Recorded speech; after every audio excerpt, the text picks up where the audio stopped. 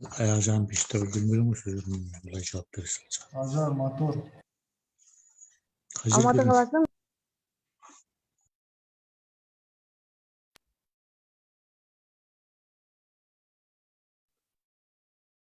Алматы қаласының өңірлік коммуникациялар қызметі тікелей көрсетілімде өз жұмысын бастайды. Қайырлы күн, қымбатты көрермен. COVID-19-ға қарсы вакцинация бойынша бүгін айтатын боламыз. Добрый день, уважаемые телезрители. Мы продолжаем серию специальных онлайн-интервью, посвященных вопросам вакцинации против COVID-19.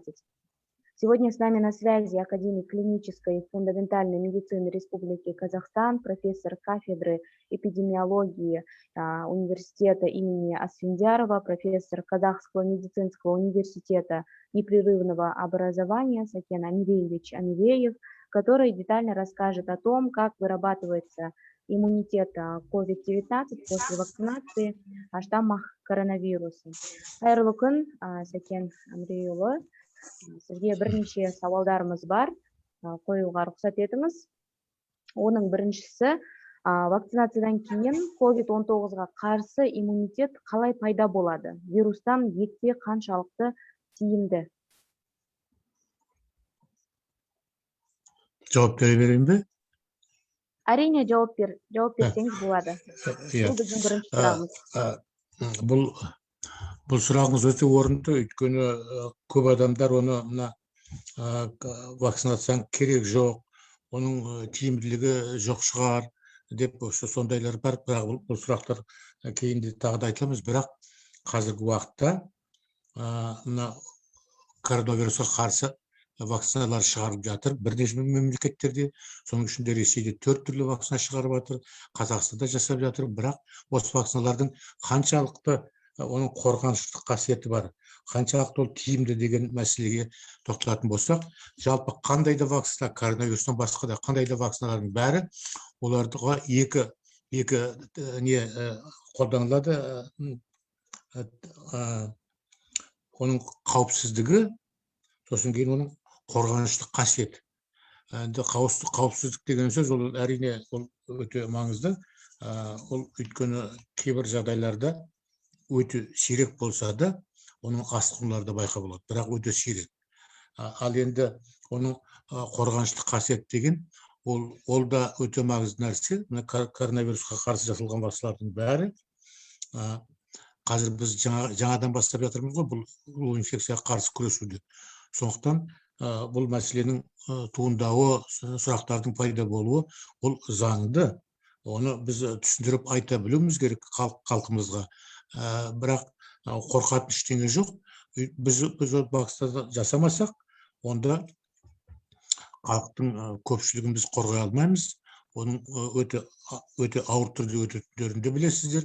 Көптеген адамдардың жақындары да қайтыс болып кеткендер бар, таныстары да сол сияқты.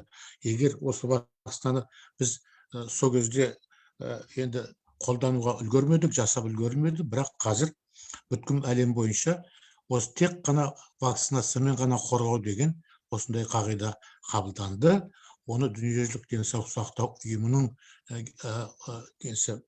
бас генерал директоры сол кісіде осындай тұжырымға келді. Сондықтан біз осы мәселені біздің мемлекетімізде де қолға алып жатырмыз.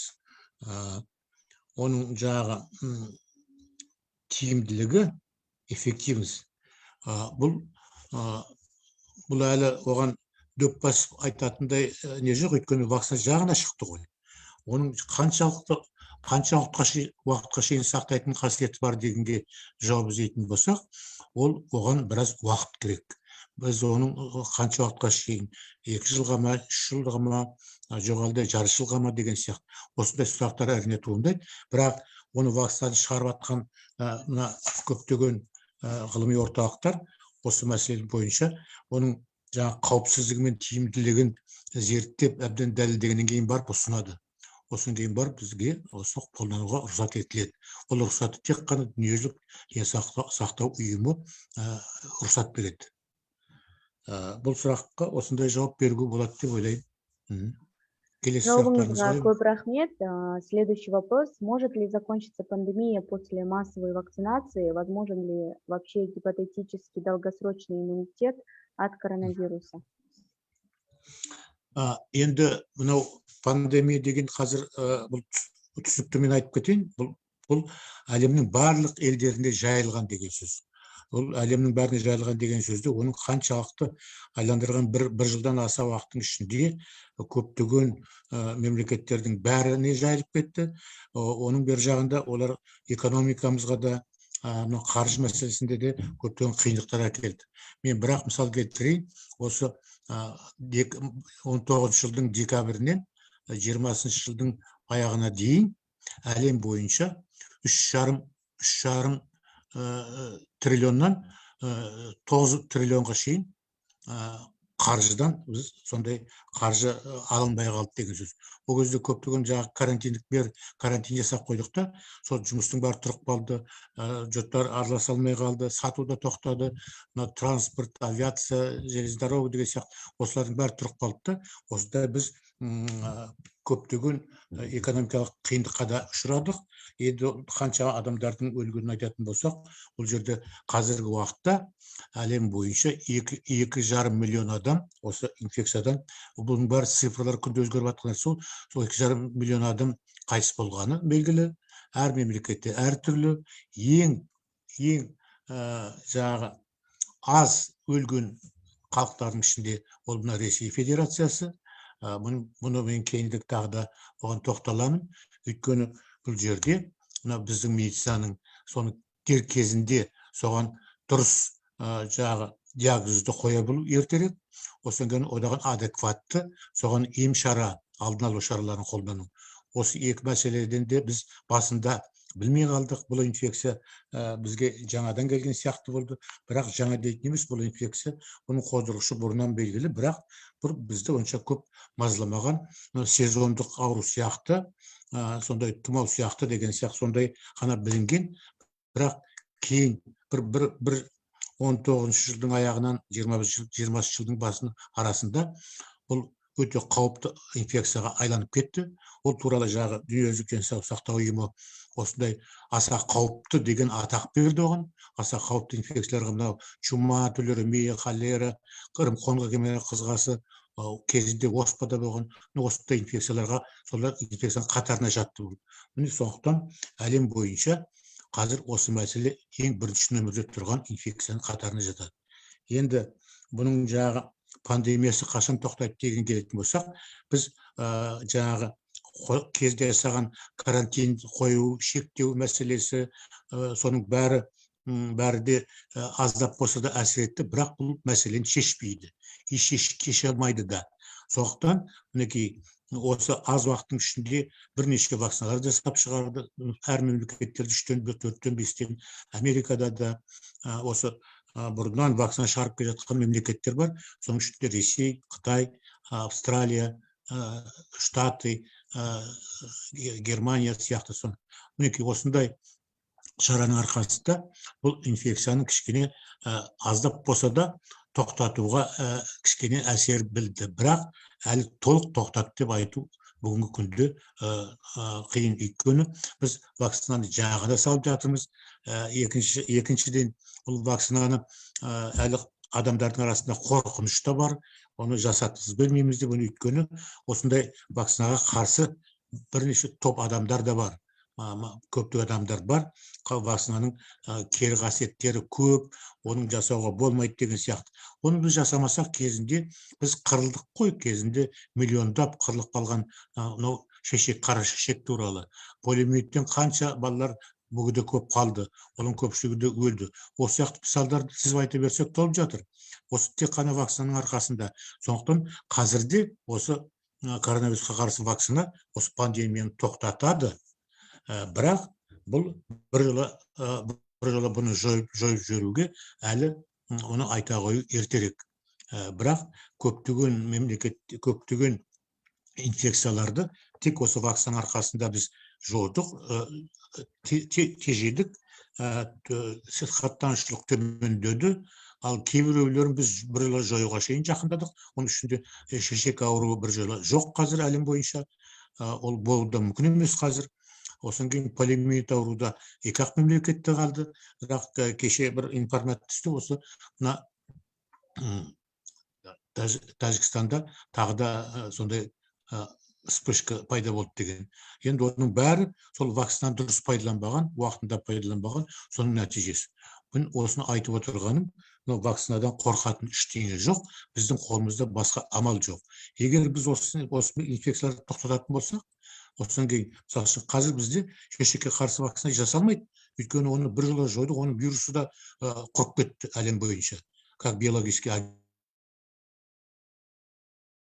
мемлекетте, Америка құрама штаты мен Ресейде осы вирусын сақтап отырмыз, өйткені табиғатта оның жағы мына маймылдардың ішінде маймылдың шешегі деген сияқты сондай да бар. Мына коронавирустың өзі кезінде сол жағы әртүрлі жәндіктерден, малдардан шыққан зооноз деп аталатын, сол бірте-бірте адамға тән ауруға айланып кетті. Ол қысқа уақыттың ішінде осындай тез қасиетке ұшыратты. Міне сондықтан біз мына қазіргі жағдайда мына пандемия кезінде осы вакцинадан басқа жалпы халықтың бәрін сол 70% деп айтып едік, ол қазір жеткіліксіз деп айтып жатырмыз, онысы дұрыс 85%. Ал енді мына шешек кезінде біз 98,5%-ке шейін көтергеннен кейін біржола сол инфекцияны жойдық. Сондықтан мына полиомиелит сияқты тағы созылған аурулардың бәрі де оны жағы халықтың жағы екпені қабылдауы 95%-тен кем болмауы керек.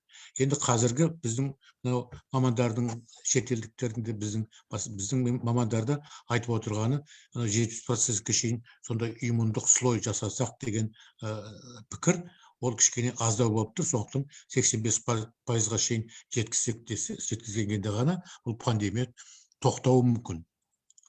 Міне осы екінші сұраққа мен осылай деп жауап берер едім. Жауабыңызға көп рахмет, Сәкен Әміреұлы. Бізбен байланыста орыс тілді бұқаралық ақпарат құралдарының өкілдері. Сұрақ орысша қойылған жағдайда орысша жауап берсеңіз деген сізге. Барлық сұрақтарға да орысша жауап бере білсем де бола ма? Рахмет сізге көп. Бізде байланыста қазір Вечерний Алматы газетінің журналисі Ирина Тулинова на связи. Ирина, пожалуйста, ваши вопросы. Профессор готов ответить на все ваши вопросы. Пожалуйста, слушаю вас, Ирина. Здравствуйте. У меня такой вопрос. Так. Сейчас вот разработчики казахстанской и российской вакцины пытаются бороться с недоверием к препаратам, да? Постоянно идет разъяснение в СМИ, но при этом все равно остаются сотни противников вакцинации. Вот что бы вы могли им сказать, основываясь на многократных исследованиях? Так, в отношении любой вакцины, в том числе и российской, казахстанской, американской, китайской, любой вакцины, при любой вакцине, конечно, может быть какие-то побочные явления.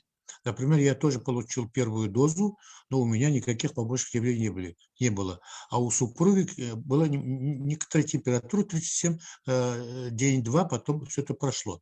Поэтому каждый организм по-своему своеобразный. Поэтому у всех одинаково может не быть. Но в целом без вакцинации, например, остановить эту инфекцию невозможно. Поэтому бороться, то есть бояться не нужно. И вот это недоверие к препаратам, это искусственно созданное. Есть целая группа людей, противники вакцин профилактики, они еще в 1790-х годах, еще когда свидетельствовала натуральная оспа, и тогда так шумели, и так продолжается вот такая группа людей. Но мы же люди цивилизованные, все-таки мы испытали много бед от инфекций. Я скажу еще один факт. Человечество больше гибло от инфекций, чем от всяких войн, вместе взятые даже. Поэтому надо бороться с инфекциями, но Только вакцинация, если есть вакцина хорошая, только вакцинация сохраняет наше здоровье. Если вакцина, есть инфекция, которая еще не разработана вакцины. Или есть вакцины, например, БЦЖ вакцина туберкулезная, он не предупреждает от заражения туберкулезной палочки, он только предупреждает тяжелое течение. Но тем не менее, эту вакцину мы применяем, чтобы тяжелый случай, значит, туберкулезный менингит не развился. Мы детей раньше прививали несколько раз, но сейчас эта БЦЖ-вакцина применяется 2 раза. То есть каждая вакцина имеет свою специфику, свое применение. Поэтому, что касается коронавирусной вакцины, она применяется пока 2 раза.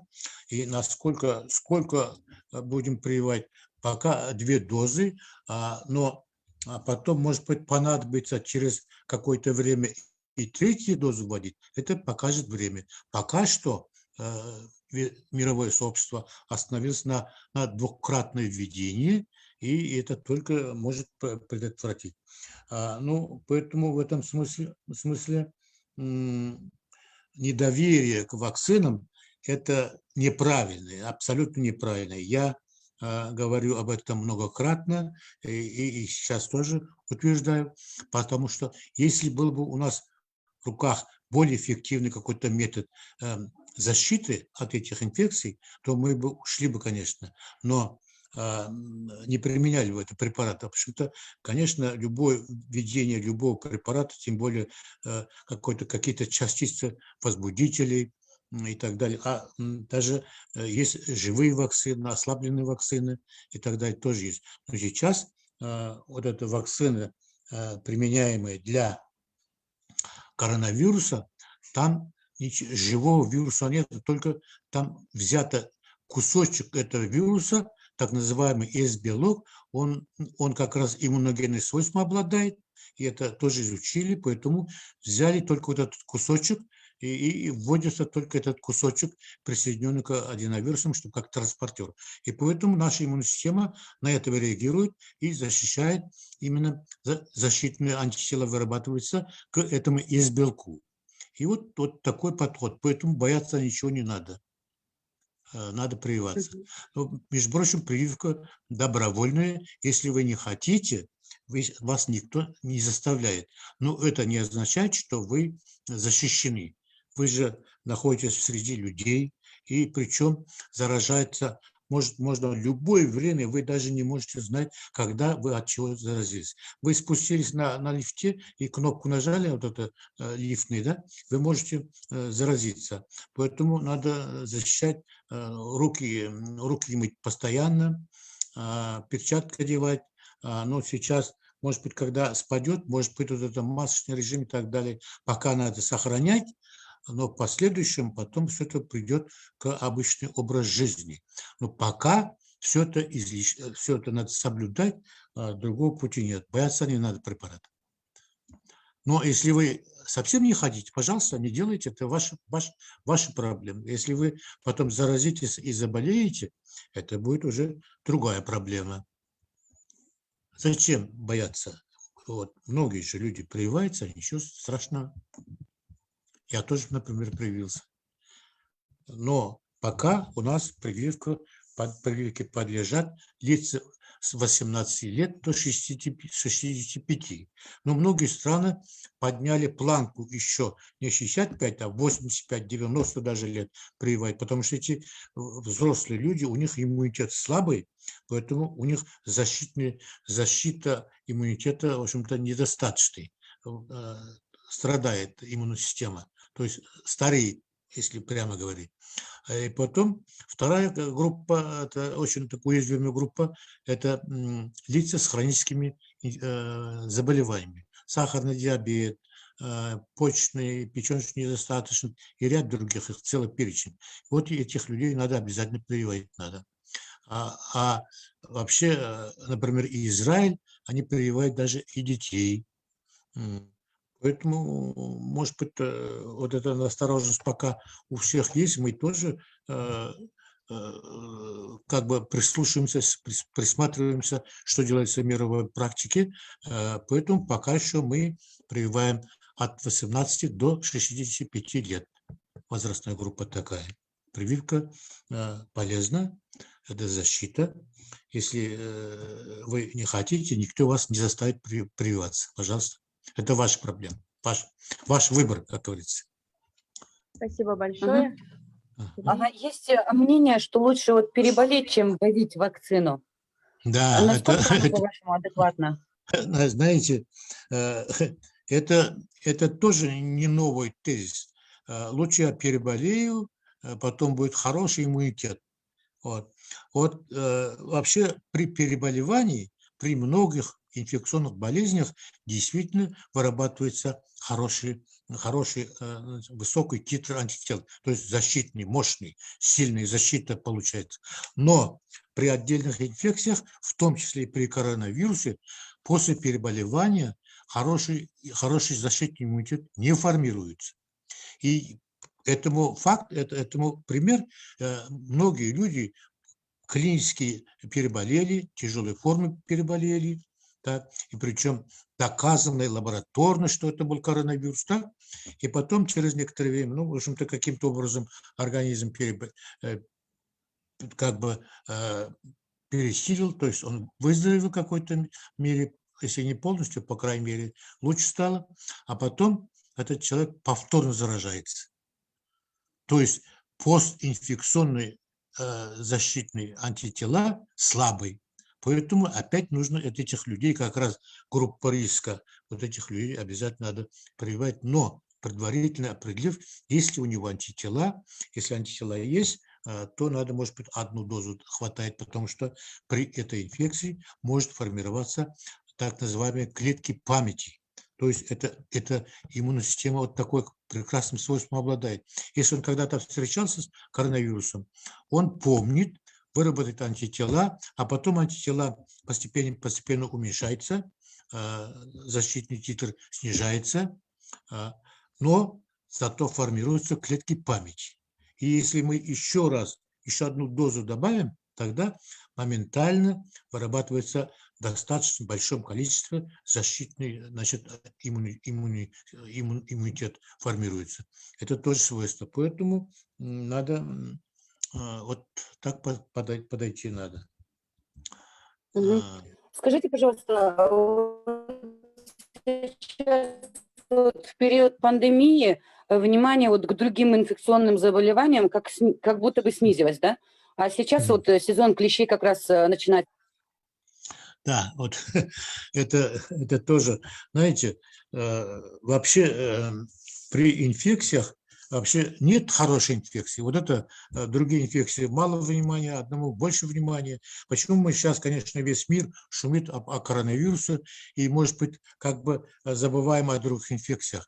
Нет, так нельзя рассуждать, потому что есть еще ужасные болезни, есть, например, вирусный гепатит Б, вирусный гепатит С, клещевой энцефалит. Наша зона, например, начиная с Южного Казахстана до Восточного Казахстана и северной зоны Павлодарская, Костанайская, Северный Казахстан, все эти зоны являются эндемичной природно-очаговой зоной по клещевому энцефалиту. Вы как раз сказали клещевой энцефалит.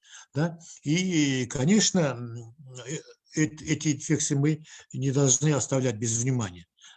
Поэтому постоянно весенний период это становится проблемой, потому что клещи – это носитель вируса.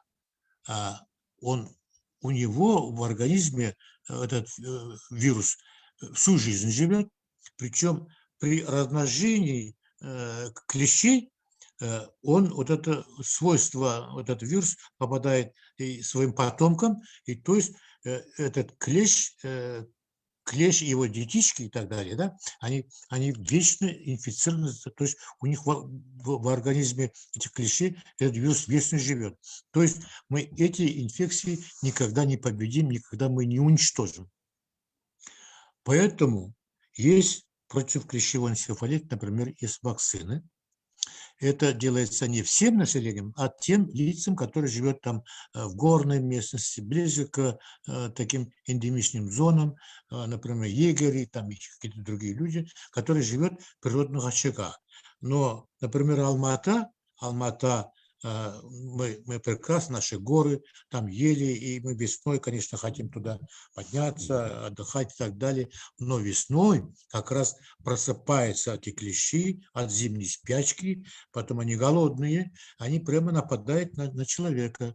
Причем, когда он нападает, и укус вы не замечаете, поэтому надо такой самоосмотр, и надо тщательно смотреть. Если вы заметили клещ, например, подмышечной, подпаховой области, потому что вы даже не чувствуете, что у вас есть клещ. Поэтому надо осматривать друг друга, и в случае чего, конечно, это надо уметь, надо снять этот клещ, тоже надо потом на исследование провести. Если у него есть вирус, то вам придется уже обращаться в инфекционную больницу, чтобы вас лечили. Там специальный гамма-глобулин против клещевой инфекции есть. Вот это надо вводить, дезинтоксикационную терапию. А вообще есть тоже вакцина. Мы как эндемичные зоны проживаем, наша территория половина есть. И есть вакцина тоже. Но не при всех инфекциях есть вакцины, к сожалению, пока еще мы не смогли выработать, например.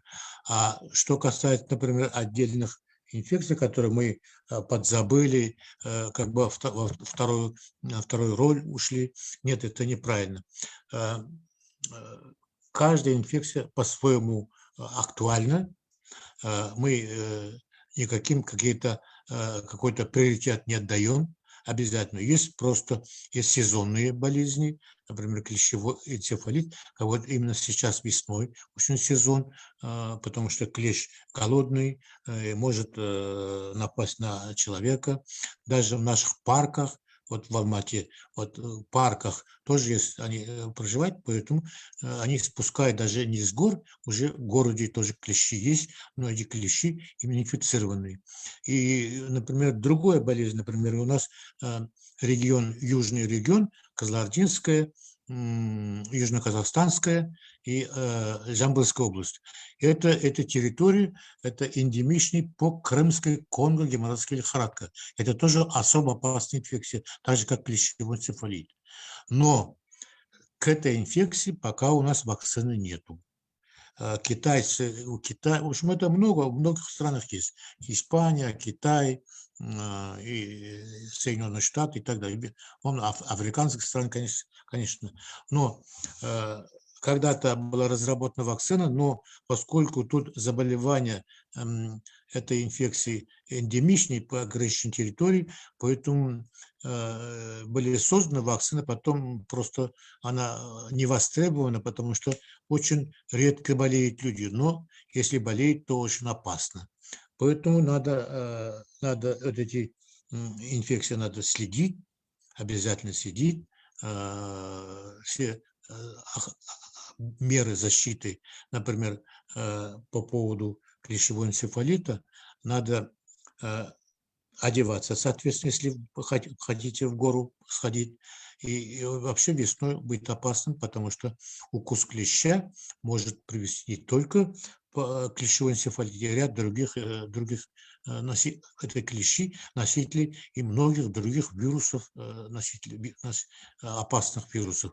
Поэтому мы никакие болезни не забываем.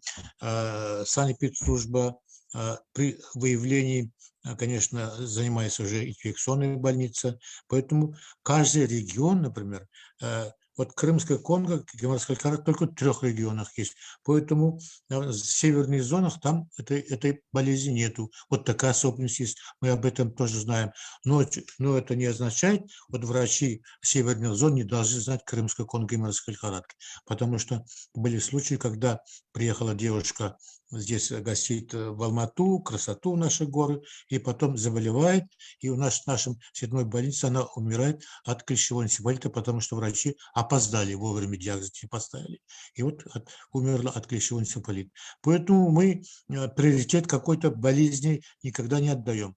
Есть у нас когда-то был брюшной тиф.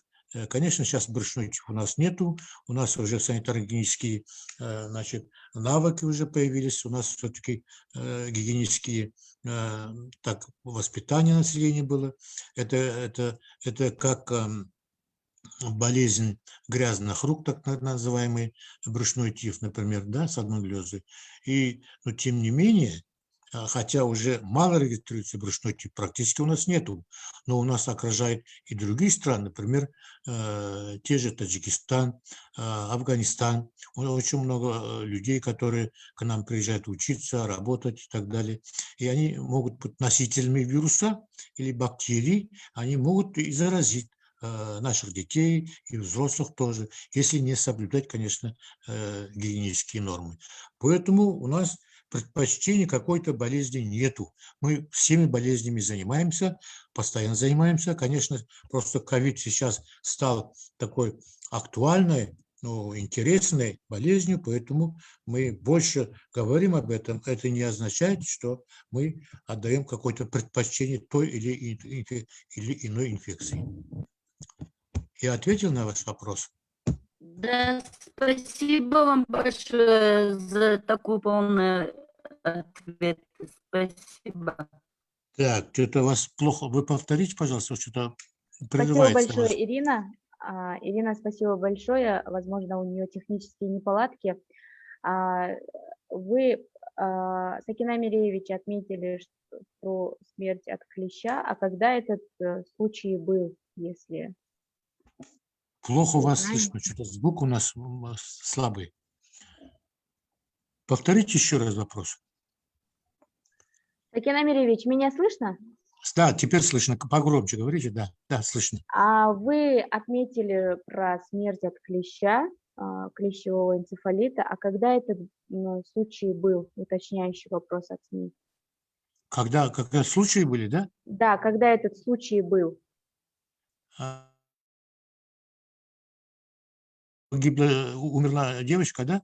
Это было несколько лет тому назад, но вообще у нас статистика, в общем-то, такой, конечно, ведется, но я последние годы не слышал, чтобы у нас кто-то заболел клещевым энцефалитом, потому что народ уже боится этой инфекции, потому что там она приводит к инвалидизации, поражается головной мозг, спинной мозг, и человек становится инвалидом. Поэтому вот эта боязнь, и тоже люди настораживаются, что люди даже знают, что это клещ, это опасно, тоже об этом знают. Поэтому даже люди, которые живут в природных очагах, таких территориях, горной местности и так далее, их специально прививают против клещевого энцефалита. Это тоже одна из защитных мер. Но всех не нужно прививать, потому что только ограниченные люди, кто там постоянно проживает, егери там или там какие-то заготовители древесины и так далее. Поэтому, значит, меры, конечно, принимаются, соответственно. Я, например, сейчас не располагаю какими-то конкретными цифрами. Это нужно обратиться в республиканской СЭС. Они регистрируют все случаи заболевания. Если, конечно, были бы случаи заболевания, я бы знал. Просто пока, слава богу, случаев заболевания, по крайней мере, в Алмате, Алматинской области, я не слышал.